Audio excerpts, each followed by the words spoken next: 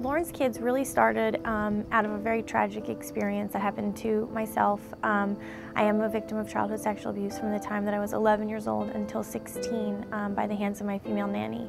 And it went on 365 days a year, 7 days a week. There was no breaks, no time off. And it was a very obviously tragic and awful experience. Eventually, I was able to share what was happening with me with a friend, and we were able to share with the guidance counselor, and my dad eventually found out, and I was able to get help. For a long time, I believed that this was a parent's worst nightmare, that there couldn't be anything worse than your child being sexually molested by somebody, especially somebody you brought into sort of the family family role. Coming out a little bit, starting to go to counseling, I realized that I needed to turn this negative, awful experience into a positive one. It really happened when my victim's advocate said to me, "You need to get HIV tested," only to find out that in the state of Florida, that was not part of the law, that I was not entitled to that HIV test and to the results of that test from the nanny. What I do for a living is I change laws. I make changes. It's what I know how to do best. So my daughter and I got on a plane and we went to Tallahassee. The very first thing we did to change things was to pass a law that requires and allows a victim not to be re-traumatized, not to be re-victimized. And if a victim wants an HIV test or a hepatitis test of an accused, you get it in 48 hours, you get the results in 48 hours. And from that experience, being empowered, having my voice heard, really kind of catapulted me into advocacy and what that meant for survivors of childhood sexual abuse. Back in 2007, we became an official 501c3, and we started working very hard on the day-to-day, what are we going to do to change this problem? 95% of sexual abuse is preventable with education and awareness, and I think that's one of the most important things that is the cornerstone of what and how we do things.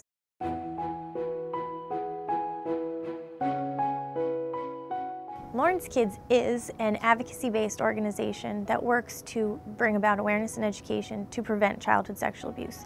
And we do that in a lot of different ways. First, we have our walk. We're going into our 4th walk this year.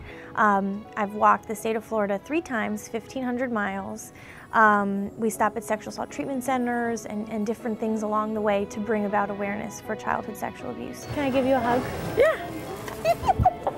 For 3 consecutive years, going into the 4th year, Lauren puts her shoes on. She laces up her sneakers. She puts on her shorts. She puts on her hat. She puts on her headphones, and she walks from Key West to Tallahassee, 1,500 miles to raise awareness.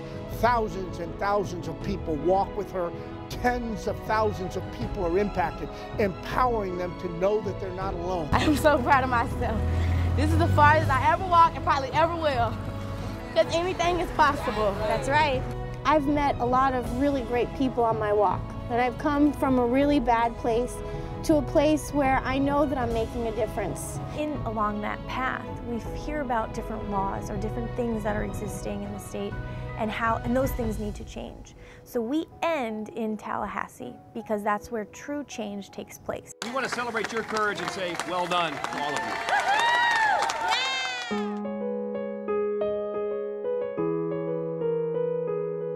Keeping a secret about something that hurt you on the outside or made you feel sad, confused, or scared on the inside is not a good idea.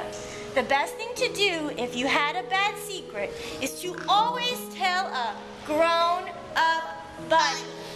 The other thing that we do for awareness, when I started the foundation at the beginning, I knew from my educator background that we needed to do more around this topic. We needed to do more education around prevention. It didn't exist. There was no consistent prevention education in the state at all. So we went about writing that curriculum, adapting it. Last year, having an appropriation from the legislature to get that curriculum into every single kindergarten classroom. This is what every kindergarten class has. And it has everything that they need to present the curriculum. And I'll go through a little bit with you. This is the teacher's guide. And with the teacher's guide, they have the DVD for the lessons, and it's 6 lessons. They pop the DVD in. It's me teaching in a classroom, and They follow Buddy around Buddy's land, and then the teachers, once that's over, has a step-by-step outline for what they do in the classroom. We do have a reporting section for teachers. If they suspect abuse, where they go, what they do. Because of the law that we passed last year, Florida is now the only truly mandatory reporting state in the country. And then they have all the handouts in here that they'll need. Every lesson has a parent newsletter. It's also in English, Spanish, and Creole, and the different homework is in there as well. As we grow and continue to create a 1st through 5th, a middle, a high school, college, and create a place where we have the knowledge to prevent this stuff from happening, because it's not rocket science. It's all stuff that makes sense, and we have to reparent parents, and we have to teach kids a different way. I think that Lauren's Kids has really created a movement here in Florida, and I think it's really gotten people to start talking about this issue. Putting a face with something that's so scary makes it easier to talk about, to look at. In the beginning, before we started, nobody talked about childhood sexual abuse. Nobody looked at it. It was something like, if we don't look at it, it doesn't exist. And I think once we started with our walks and with our educational campaigns, I think people couldn't look away. And it normalized the topic of sexual abuse so that people could share about the things that they went through. Having had the tools would not have stopped the nanny from that first abusive move. But I am certain that had my daughter known what we teach today, what we message out there to children and parents today, I am certain that the abuse would not have gone on for 6 years, because my daughter was bright and articulate, and somebody needed to tell her it was okay to tell. We just want the message to be everlasting. We want people to know it's okay to tell. We know that unfortunately childhood sexual abuse is going to continue, but we don't want children and we don't want adults to suffer in silence. You will never know how many people we save. We'll not ever know how many people we impact.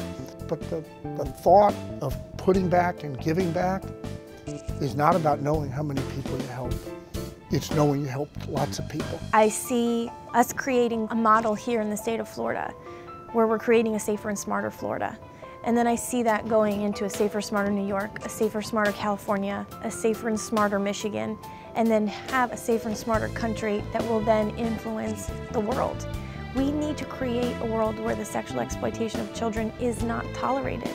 And so that's sort of my life goal of what I hope to do, hope to be.